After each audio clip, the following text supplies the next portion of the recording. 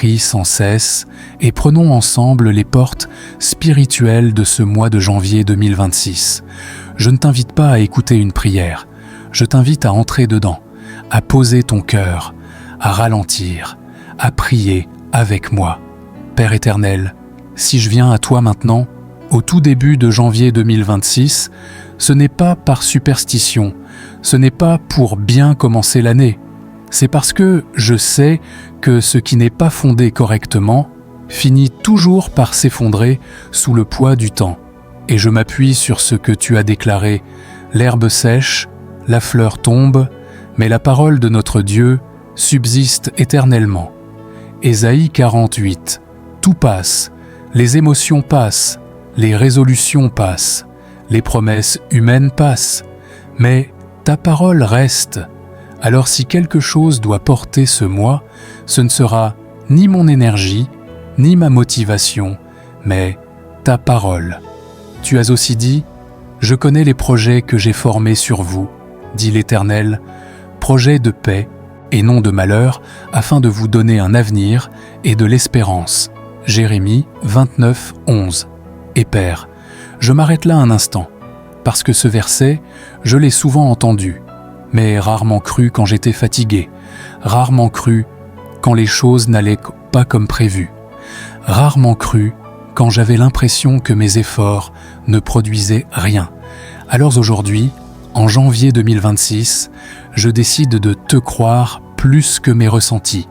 Si tu parles de paix, je refuse de normaliser l'angoisse.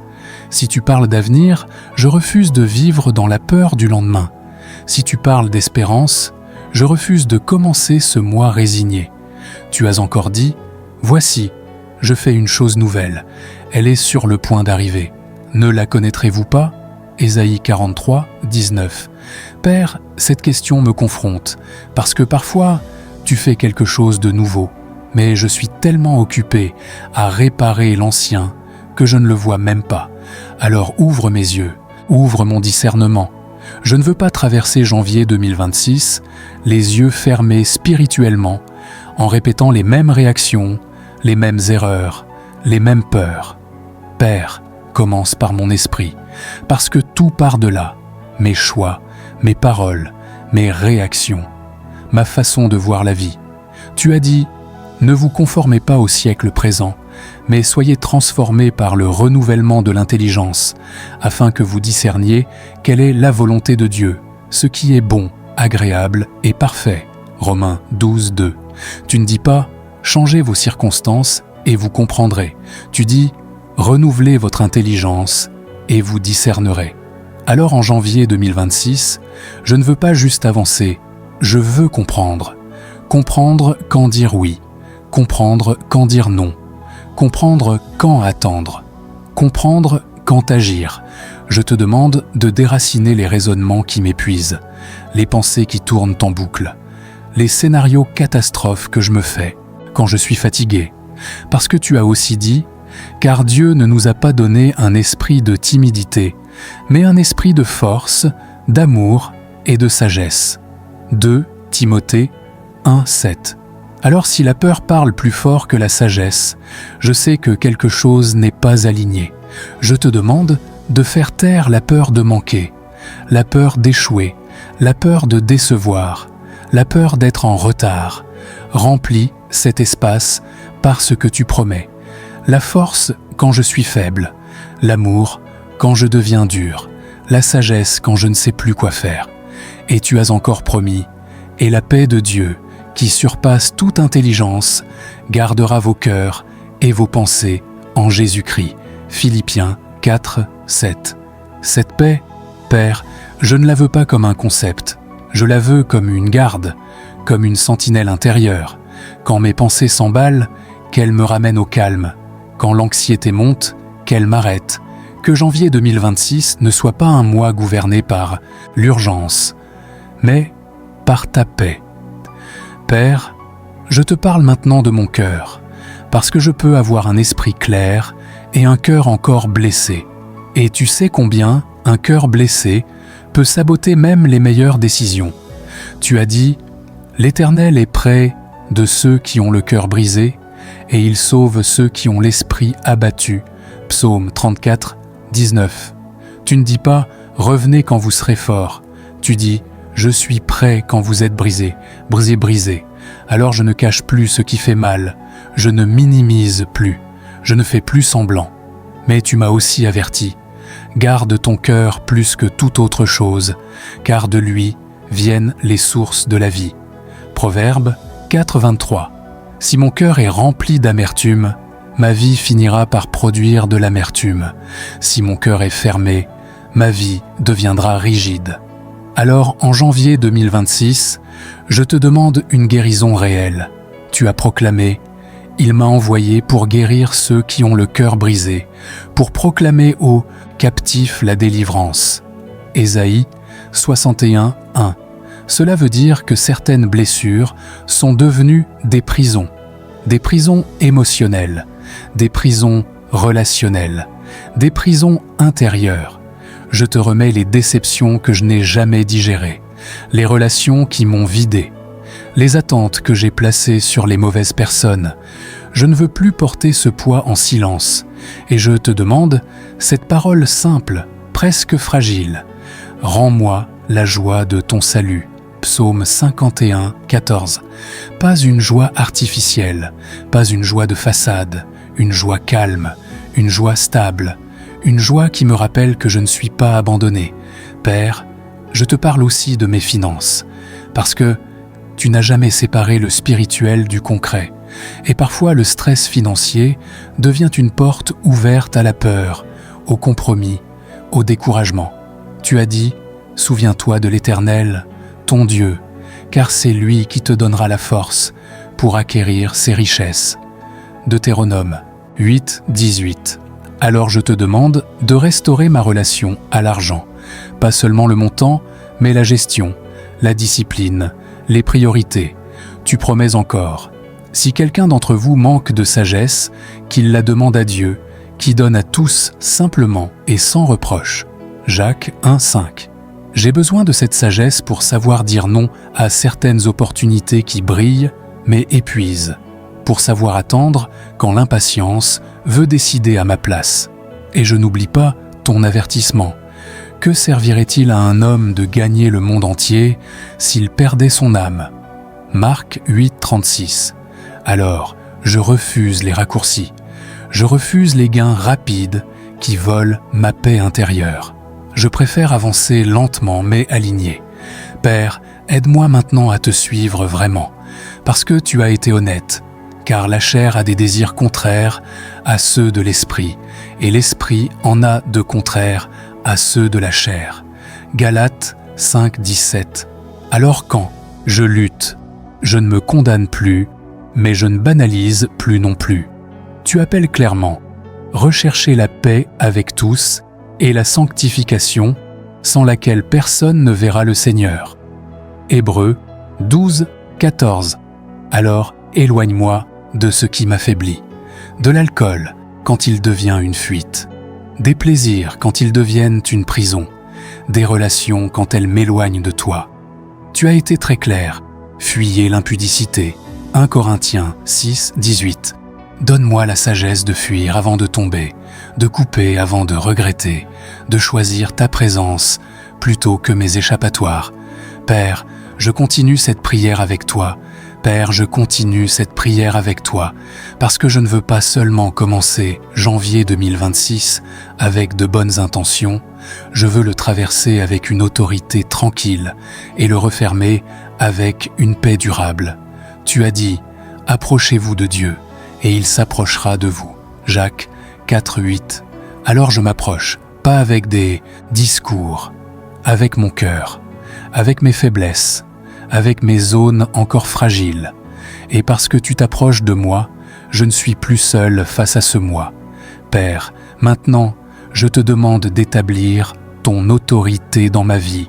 Tu as déclaré, « Voici, je vous ai donné le pouvoir de marcher sur les serpents et les scorpions et sur toute la puissance de l'ennemi, et rien ne pourra vous nuire. » Luc 10, 19. Cela veut dire que je ne traverse pas janvier 2026 en victime.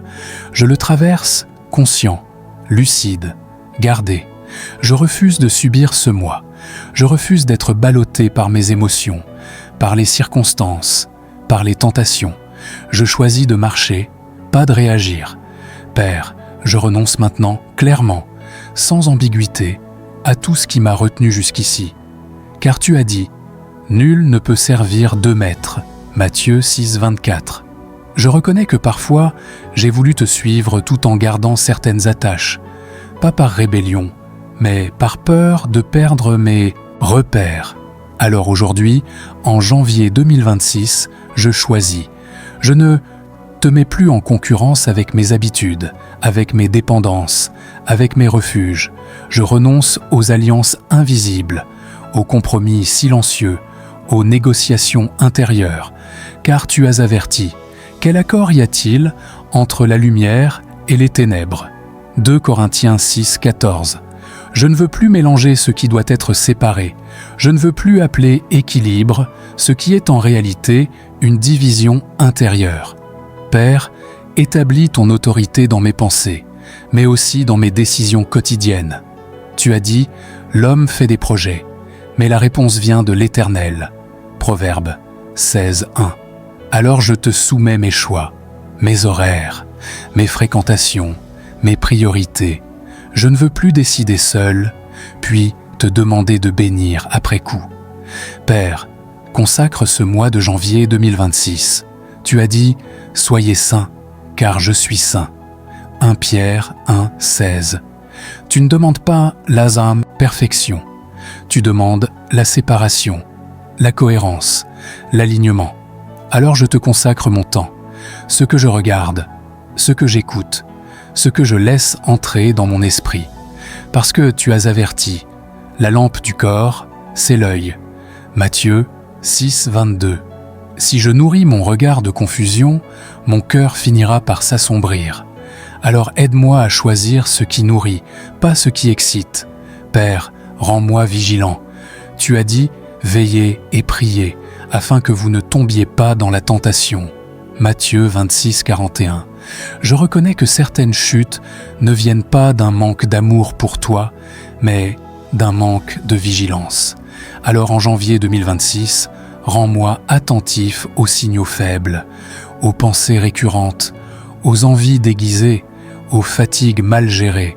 Aide-moi à m'arrêter avant de glisser, à parler avant de craquer, à prier avant de céder. Père, protège-moi des vices qui promettent le soulagement mais laissent la honte. Tu as dit, tout m'est permis, mais tout n'est pas utile. 1 Corinthiens 6, 12. Alors donne-moi la sagesse de ne pas confondre liberté et destruction, de ne pas appeler plaisir ce qui m'éloigne de toi. Je te demande explicitement, éloigne-moi de l'alcool quand il devient une échappatoire. Éloigne-moi des plaisirs sexuels désordonnés quand ils deviennent une compensation émotionnelle. Éloigne-moi des relations qui flattent mon ego mais affaiblissent mon âme. Tu as ordonné, fuyez l'impudicité. 1 Corinthiens 6, 18. Alors, donne-moi la force de fuir, sans me justifier, sans me prouver quoi que ce soit. Père, remplis le vide que ces choses occupaient, car tu as promis, heureux ceux qui ont faim et soif de la justice, car ils seront rassasiés. Matthieu 5, 6. Je ne veux pas juste arrêter, je veux être rempli de ta présence, rempli de ta paix, rempli de ton esprit. Père, maintenant je te demande de verrouiller ce mois. Tu as dit, ce que tu ouvres, personne ne peut le fermer, et ce que tu fermes, personne ne peut l'ouvrir. Apocalypse 3, 7. Alors ferme les portes qui doivent rester fermées, les portes du passé, les portes de la tentation, les portes de la distraction, et garde ouvertes les portes que tu as choisies pour moi, celles qui conduisent à la vie, à la croissance, à la stabilité. Tu as dit encore, celui qui persévérera jusqu'à la fin sera sauvé. Matthieu 24, 13. Donne-moi la persévérance, pas l'euphorie du début, mais la constance des jours ordinaires. Père, je veux terminer janvier 2026 différent de la façon dont je l'ai commencé, plus stable, plus conscient, plus aligné, Et parce que ta parole appelle toujours une réponse, je pose encore des actes. Tu as dit, la foi, si elle n'a pas les œuvres, est morte en elle-même. Jacques 2, 17. Alors je m'abonne, non comme un geste numérique, mais comme un choix d'environnement. Je commente, comme un engagement. Public, Seigneur, je te choisis, je partage, parce que ce que tu fais en moi peut devenir une lumière pour quelqu'un d'autre. Père, je termine cette prière en m'appuyant sur ta promesse finale. Celui qui a commencé en vous une bonne œuvre la rendra parfaite pour le jour de Jésus-Christ. Philippiens 1, 6. Alors je te fais confiance, pour ce que je comprends, mais aussi pour ce que je ne comprends pas encore. Je te remets janvier 2026, ces jours, ces nuits, ces combats, ces victoires. Je marche avec toi, je reste avec toi, et je te laisse finir ce que tu as commencé. Au nom de Jésus-Christ, Amen.